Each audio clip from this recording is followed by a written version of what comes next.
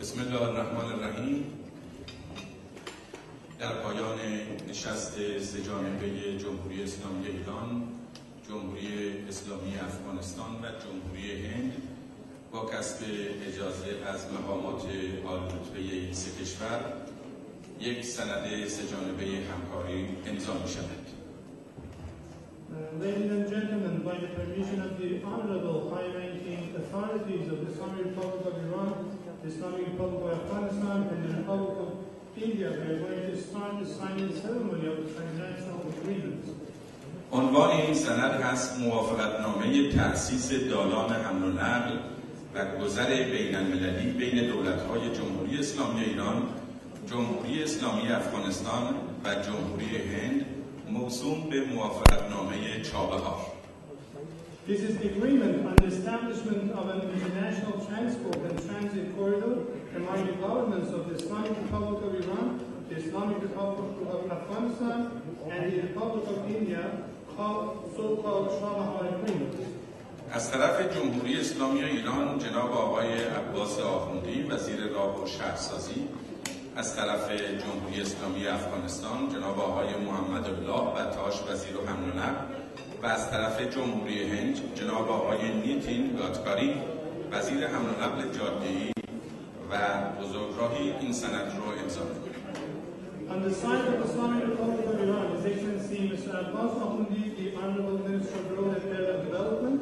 On the side of the Islamic Republic of Afghanistan, Mr. Muhammad Allah Batash, the Honorable Minister of Transport. And on the side of the Republic of India, Mr. Nitin Gadkar, the Honorable Minister of Shipping, are going to sign this agreement.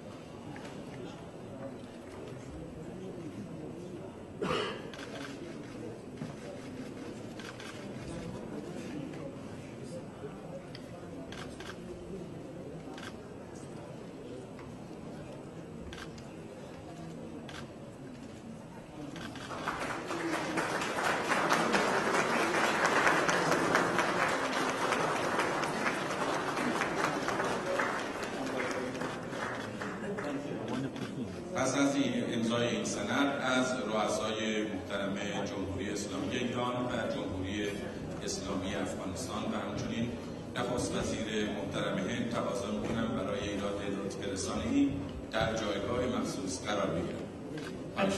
At this part, I'd like to invite the Honorable President of the Islamic Republic of Iran, the Honorable President of the Islamic Republic of Afghanistan, and the Honorable Prime Minister of the Republic of India to deliver their press address.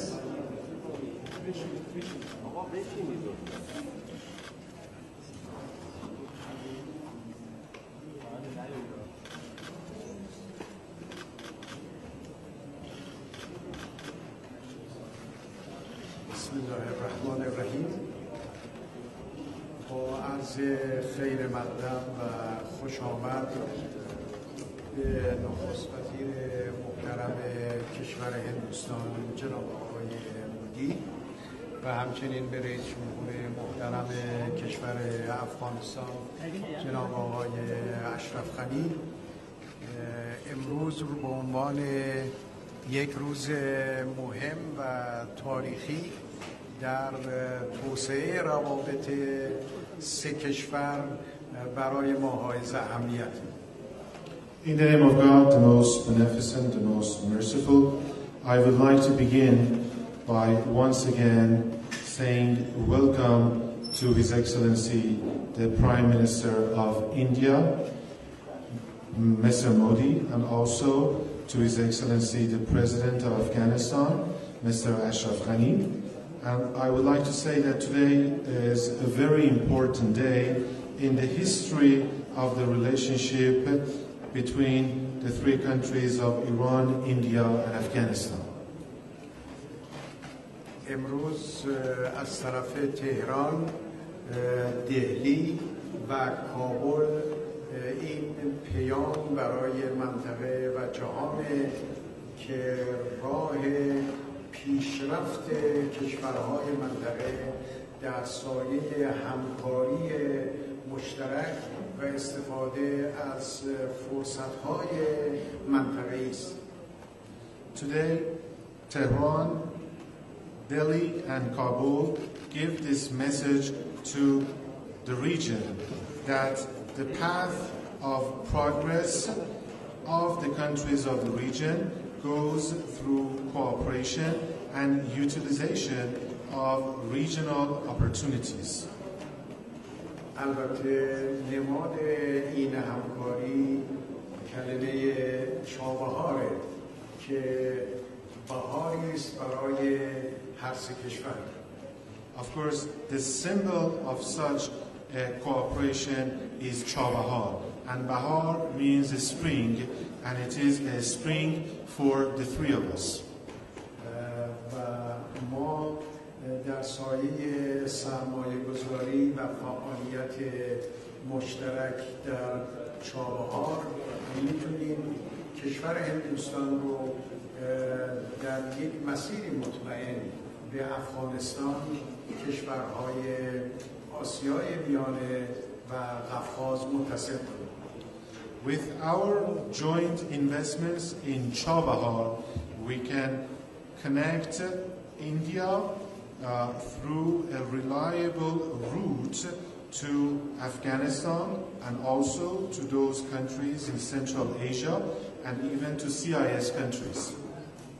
بنابراین از طریق موافقتنامه و سندی که امروز به امضا رسید، پیامی برای همه کارآفرینان در سه کشور و کشورهای منطقه است که میتونن بر مبنای دالان جدید بین‌المللی برنامه‌های آینده خودشون رو تنظیم بکنن.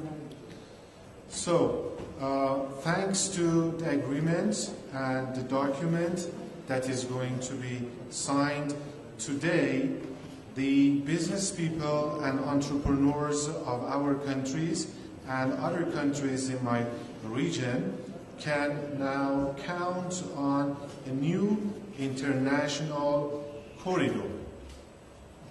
سند امروز تنها یک سند اقتصادی نیست، بلکه یک سند سیاسی، یک سند منطقه‌ای است و پیام این سند آن است که کشورهای منطقه باید از فرصت‌های منطقه‌ای برای توسعه و تقویت کل منطقه استفاده کنند. Today's document is not just an economic document. It is actually a political document and a regional one. And the message of this document is that the countries of this region need to utilize the opportunities provided by the region in order to develop and also expand upon the regional cooperation. در این توافق سه جانبه فضا برای حضور کشورهای دیگر و فعالیت کشورهای دیگر باز هست و می توانند کشورهای دیگر هم به این سند همکاری در آینده ملحق بشند. There is also room in this trilateral agreement for other countries and for the activities of other countries. And in the near future, other countries can join this document of cooperation as well. تصمیم امروز و توافق امروز بر علیه هیچ کشوری نخواهد بود و اونچه فعالیت سه کشور هست به نفع کل منطقه و به ویژه به نفع صلح و ثبات منطقه خواهد بود. Today's agreement is not going to be against any other country. Our joint activities are going to be useful and beneficial to the whole region and will contribute positively to the peace and stability in this region. در جلسه‌ای که پیش از امضای سند بین رهبران سه کشور برگزار شد، تصمیم بر این شد که هر کشوری وزیری رو مسئول برای ادامه کار قرار بده. وزیر راه و شهرسازی از طرف ایران اعلام میشه. جناب آقای مودی هم وزیر راه و حمل و نقل رو به عنوان مسئول این کار اعلام کردن. جناب آقای اشرف غنی هم بنا شد به زودی وزیر مربوطه رو اعلام بکنن که این سه وزیر به طور منظم با هم جلسات مشترکی داشته باشن، پیشرفت کار رو بررسی بکنن و گزارشات لازم را به سران سه کشور اعلام بکنن. In the meeting that we just had with the participation of the leaders of our three countries, we made the decision that each of us will name a minister to follow up on the progress made in this project. And on our side, from the Iranian side, I have named our Minister for Road and Urban Development for this matter, His Excellency Mr. Modi, named the Indian Minister for Roads and Transportation for this, and Mr. Ashraf Ghani, His Excellency, is going to soon announce his minister. And these three ministers will meet regularly with each other, and they will review the progress made in this project and come back to us with their progress reports. امروز روز سوم خرداد که برای مردم ایران روز تاریخی و مبارکی از پیش بوده، میتونه سوم خرداد همچنین روز همکاری سه کشور و روز چابهار اعلام شد. Today is the 3rd of Khordad on the Iranian calendar, and this is a very important day for Iranians. And from now on, it is going to be even more important because today is going to mark the day of cooperation between the three of us, Iran, India, and Afghanistan. And from now on, this day can be called the day of Chabahar. من یک بار دیگر از نخست وزیر محترم هندوستان جناب آقای مودی، از رئیس جمهور محترم افغانستان جناب آقای اشرف غنی تشکر و سپاسگزارم. Once again, I would like to express my thanks and appreciations to His Excellency Mr. Modi, the Honorable Prime Minister of India, and also to His Excellency Mr. Ashraf Ghani, the Honorable President of the Islamic Republic of Afghanistan. Thank you. از عالی جناب ناریندرا مودی نخست وزیر محترم هند تقاضا میکنم سخنان خودشون رو آغاز کنند.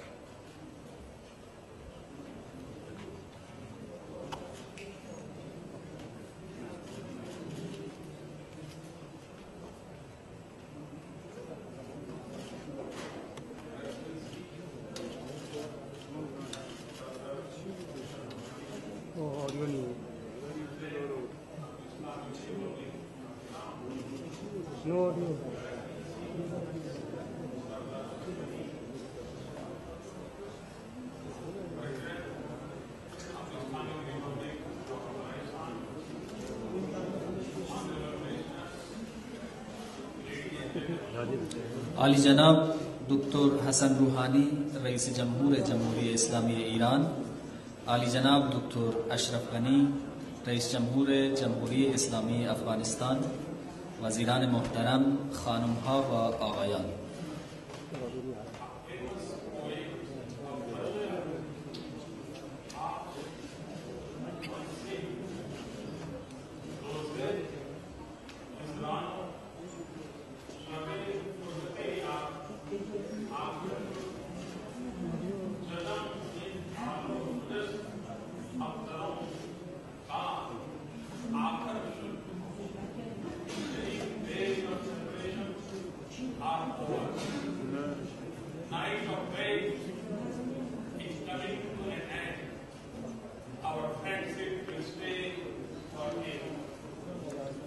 شاعر معروف فارسی زبان حافظ گفته است روز هجران و شب فرقت یار آخر شد، زدم این فال و گذشت اختر و کار آخر شد. یعنی روزهای جدایی به پایان رسیده است و شبهای انتظار هم همینطور و دوستی ما برای همیشه ادامه پیدا خواهد کرد. Today we are all witnessing creation of history, not just for the people of our three countries, but for the entire region. امروز همه ما شاهد رقم خوردن تاریخ هستیم، نه تنها برای مردم سه کشور خودمون بلکه برای تمام منطقه. To build bonds of connectivity is the most basic of human urges. برقراری پیوند و ارتباط از نیازهای بسیار اساسی بشر است. Today we seek to fulfill it. امروز ما برانیم که این نیاز را برآورده سازیم. We are grateful to Excellency Rouhani for hosting this unique event. ما به خاطر میزبانی این رویداد بی سابقه و بی نظیر از عالی جناب روحانی سپاسگزاریم. Thank you, President Ashraf Ghani, for your presence. پرزیدنت اشرف غنی از حضور شما در اینجا خیلی متشکریم. It truly holds a special significance. حضور در اینجا مایه مباهات و افتخار است. It's a privilege to be here. حضور در اینجا مایه مباهات و افتخار برای این جانب است. Excellency Rouhani, President Ghani, and I have just had detailed discussions on a range of issues. عالی جناب روحانی، پرزیدنت غنی و این جانب همکنون در مورد مسائل مختلف مفصلاً به بحث و گفتگو پرداخته ایم. The agenda for economic engagement is a clear priority for us. برنامه مشارکت اقتصادی به وضوح از ترجیحات ماست. We stand together in unity for our purpose. ما به دلیل یک هدف مشترک در کنار هم می‌ایستیم. To carve out new routes for peace and prosperity is our common goal. ایجاد راه‌های جدید امن و رسیدن به موفقیت هدف مشترک ماست. We want to link with the world. ما می‌خواهیم با جهان اتصال پیدا کنیم. But better connectivity among ourselves is also our priority. اما رسیدن به اتصال بهتر در بین خودمون نیز از ترجیحات ماست. Excellencies, Iran, Afghanistan and India are deeply aware of the richness and reality of our ancient links. عالی جنابان، ایران، افغانستان و هند به حد کافی و به طور کامل از غنا و واقعیت راه‌های وصل کننده باستانی خود آگاه اند. Through centuries, art and culture, ideas and knowledge, language and traditions have formed a common bond between us. از قرنها پیش هنر و فرهنگ، افکار و اندیشه ها، دانش، زبان و آداب و رسوم ما را به هم گره زده است. Even through turmoil of history, our societies never lost touch with each other. حتی در دوره‌های آشفته تاریخ جوامع ما هیچ وقت پیوند خود را با یکدیگر از دست ندادند. Today, we beg to write new chapters in our engagement. دیدار امروز ما آغاز فصل جدید در مشارکت‌های ما خواهد بود. Excellencies, the agreement of the establishment of a trilateral transport and transit corridor signed just a while ago can alter the course of history of this region. عالی جنابان، قرارداد راه اندازی یک کریدور سه جانبه حمل و نقل و ترانزیت کالا که تازه به امضا رسیده میتواند مسیر تاریخ این منطقه را تغییر دهد. It is a new foundation of convergence between our three nations. این قرارداد بنیان نهادن یک مسیر تازه همگرایی در میان سه ملت است. The corridor would spur unhindered flow of commerce through the region. راه اندازی این کریدور موانع جریان اقتصادی در سراسر منطقه را از میان خواهد برد. Inflow of capital and technology could lead to new industrial infrastructure in Chabahar.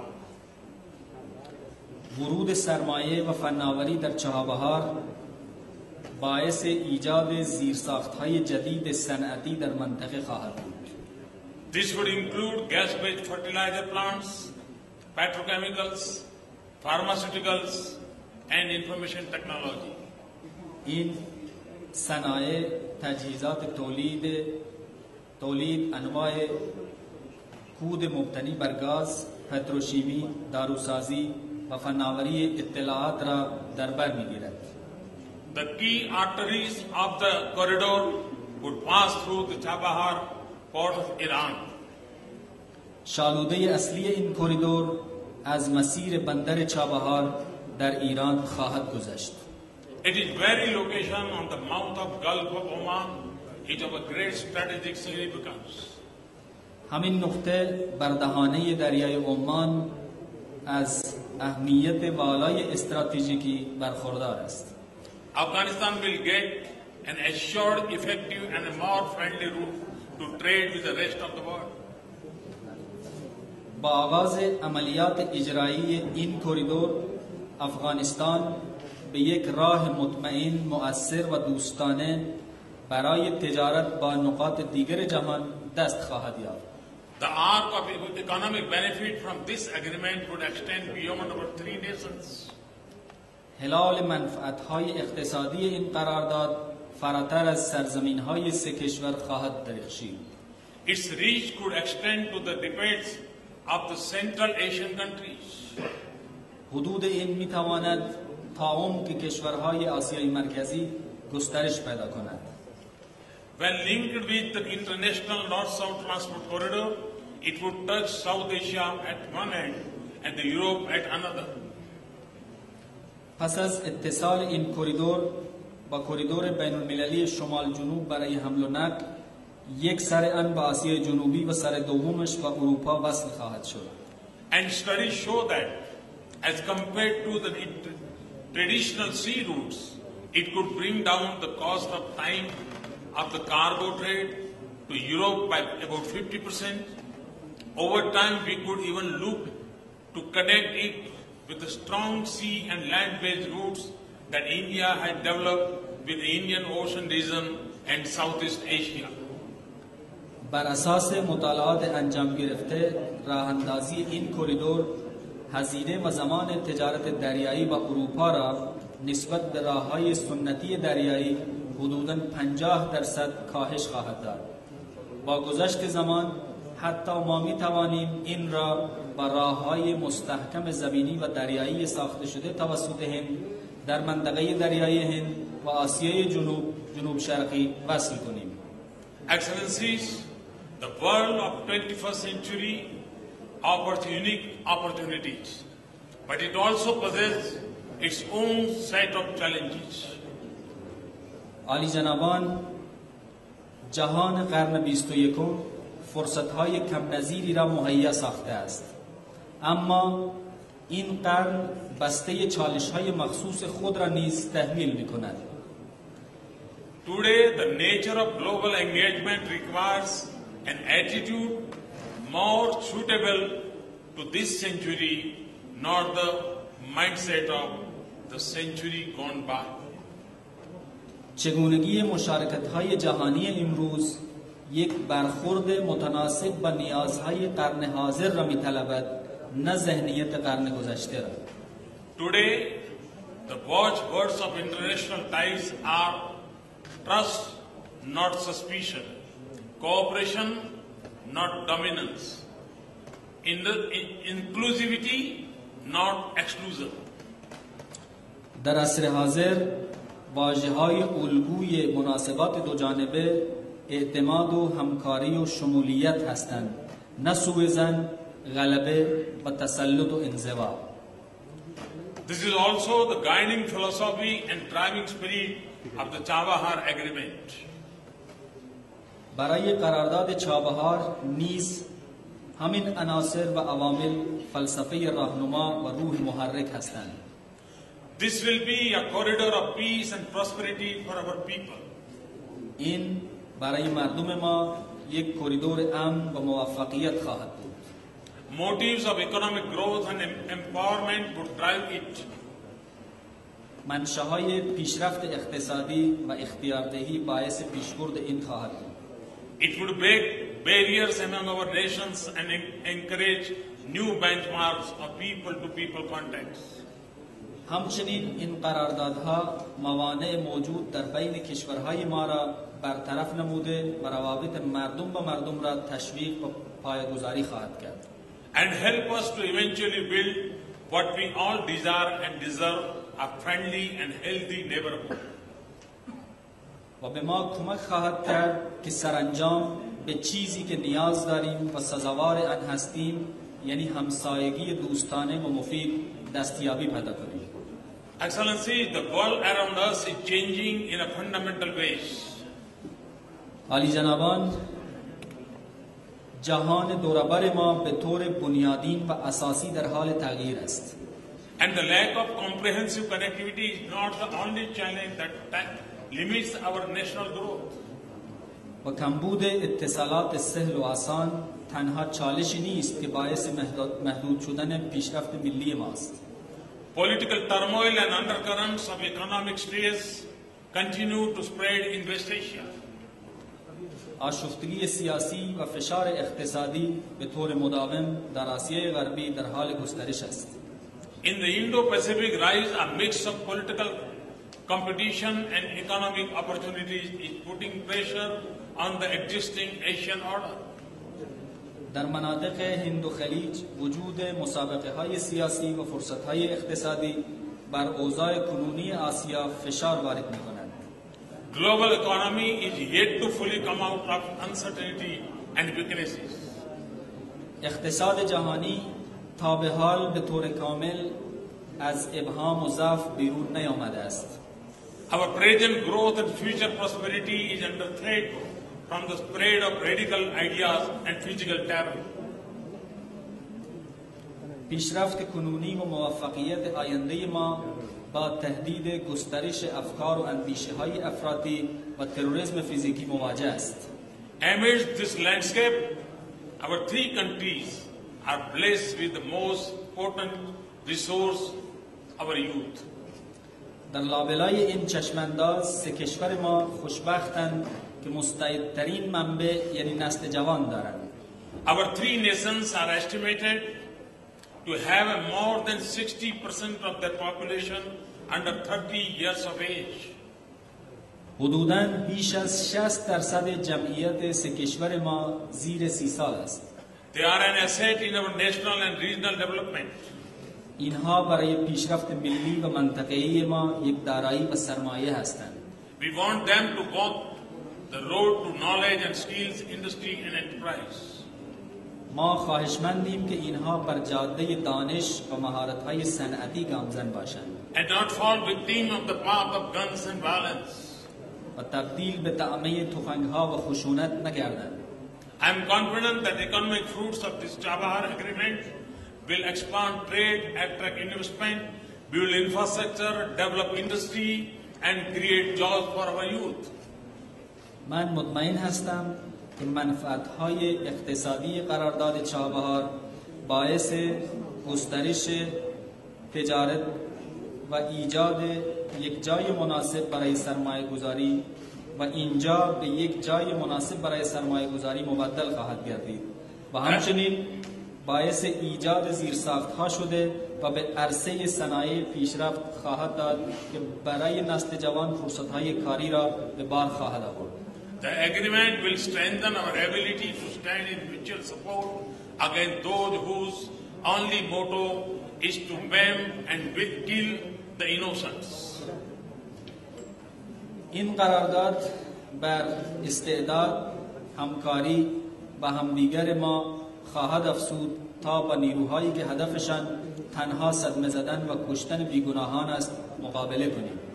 Its success will be a positive vote for peace and stability in the region. موفقیت این قرارداد یک رأی مثبت برای امن و ثبات منطقه محسوب خواهد شد. Excellency, it is my strong belief that trade and transit routes should only be a starting point for our journey to greater connectivity. عالی جنابان، من عقیده راسخ دارم که تجارت و راههای ترانزیت تنها یک نقطه آغاز سفر ما برای اتصالات وسیع‌تر خواهد بود.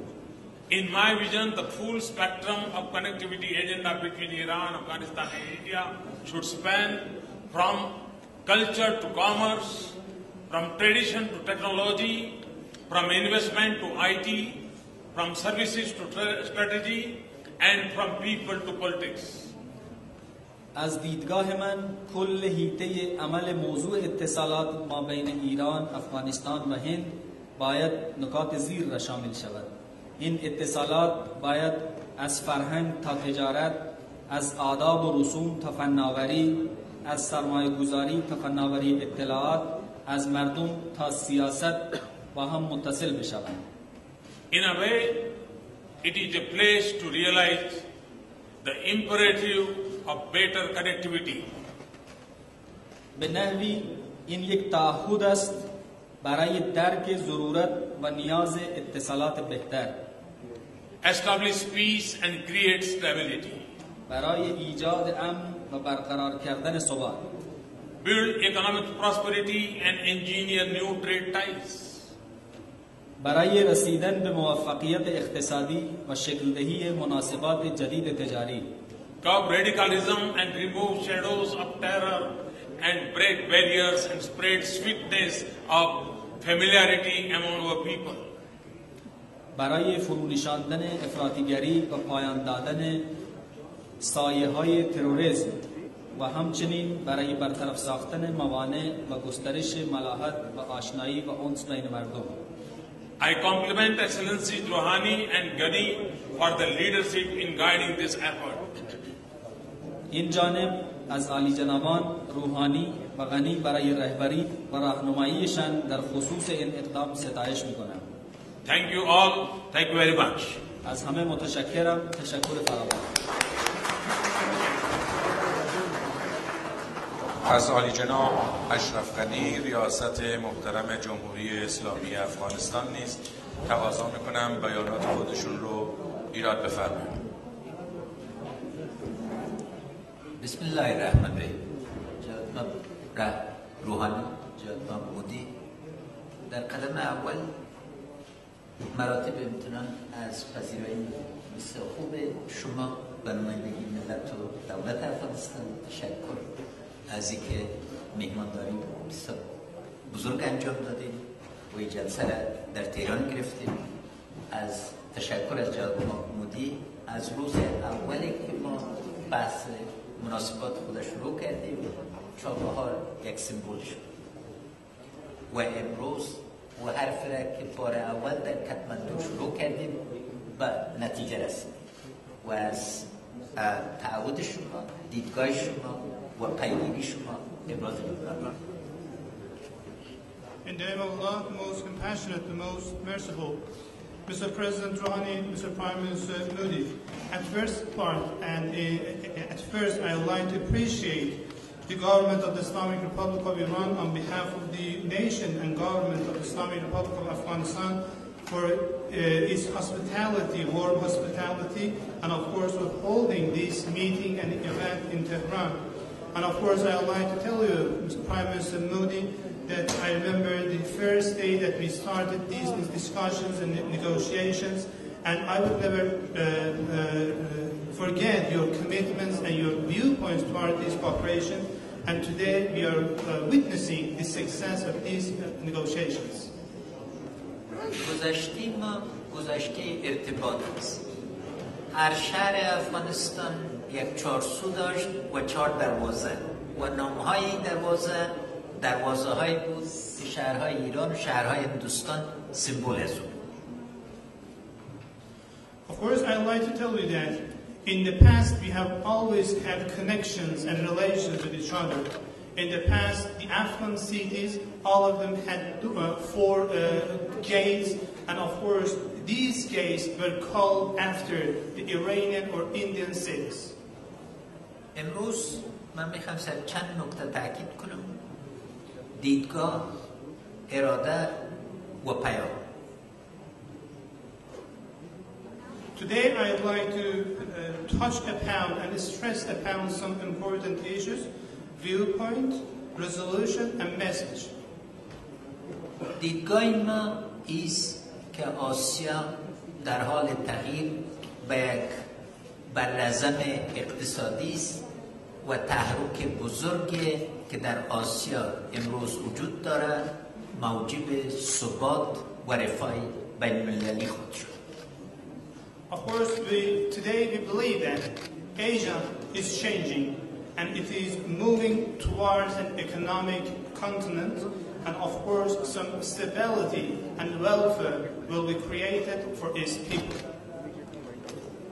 آسیا هنوز خانه فقیرترین مردم دنیاست و ما به حیث رهبرای منتخب از این مردم مجبور و مکلف هستیم که زندگی اکثریت کسایی را که در فقر یا محرومیت زندگی میکنن به صورت اساسی تغییر بدیم. Of course, today Asia is housing and is settling some very poor people in the world, and we, as the elected leaders in this continent, are committed to improve the lifestyles of these deprived or poor people. به صورت امروز تصمیم ما است که جغرافیا سرنوشت نیست، جغرافیا قابل تغییر است، اراده جغرافیا را تغییر میده. And of course, today in our decision, we wanted to prove that geography is not our destiny, and we are not restricted by geography, but by our resolution and by our will, we can change this geography. اراده ما امروز شروع از چابهار است، اما ختمش یک توسعه سرتاسری و همه‌جانبه همکاری اقتصادی و فرهنگی خواهد باشد.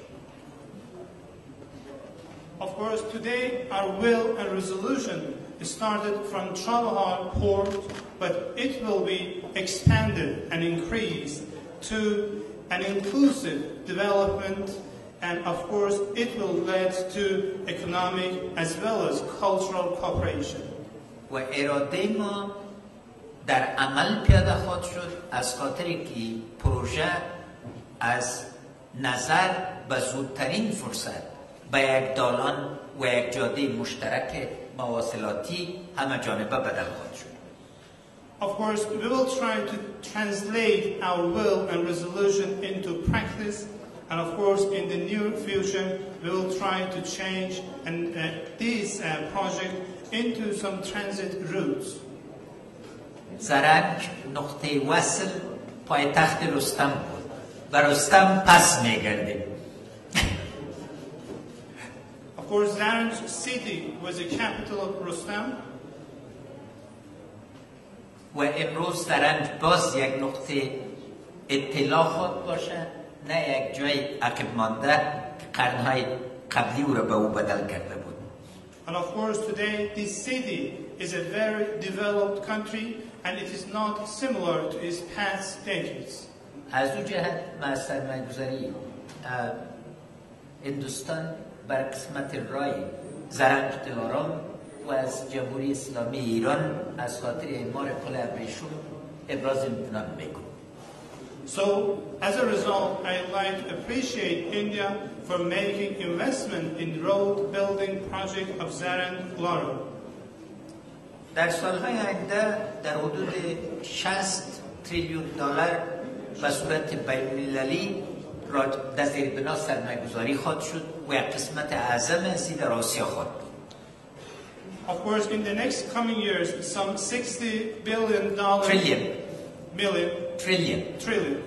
some $60 trillion will be made investment in these areas, and most of them will be made in Asia.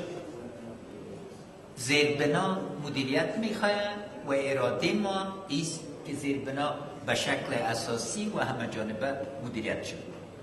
Of course, infrastructures need and are in need of management, and of course, our resolution is to manage these infrastructures very well. در قدم آخر پیام امروز و پیام چابهار چیست؟ In conclusion, I'd like to talk about our today's message and Chabahar message. اول ملت افغانستان از ملت دولت هندوستان و ایران ابراز امتنان میکنند که بر ثبات آینده افغانستان باورمند هستیم. Of course, first of all, I'd like to express the assurances of the Afghan nation and government to the nations and governments of the Islamic Republic of Iran and the Republic of India that there will be security and stability in this country. No, that I thank them because they believe that Afghanistan is going to be stable and they are wagering on our stability, not on our destruction. بعضی مردم در منطقه صادراتشان تروریسم است، صادرات ما سه مملکت امید، باورمندی و همکاری است. Of course, there are some nations in this region who are exporting terrorism, but at the current time we are exporting hope, we are exporting wisdom, and we are exporting cooperation and collaboration. در عین حال پیام ما است که تمام منطقه در این همکاری مشترک و در وصل بودن سهیم بوده میتونه. And of course today our message is that all the region will be a part and will be engaged in this kind of cooperation. آسیای مرکزی، اروپا، چین همه شامل این دیدگاه و اراده مشترک بوده میتونه. Of course, the Central Asian countries, European countries, as well as China, are engaged and will be engaged in this kind of cooperation.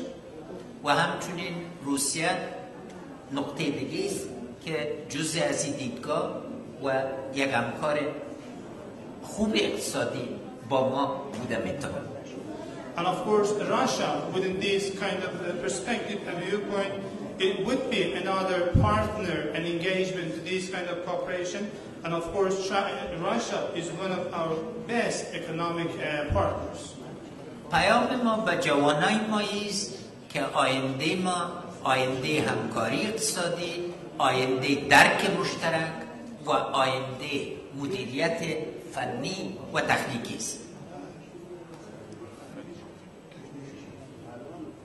Of course, our message to our young generation is that our future is the future of economic cooperation, common and joint and mutual understanding, as well as technical management. باز هم جناب روحانی، جناب مودی از دیدگاه مشترک، اراده مشترک و پیام مشترک ما ابراز امتنان می‌کنیم.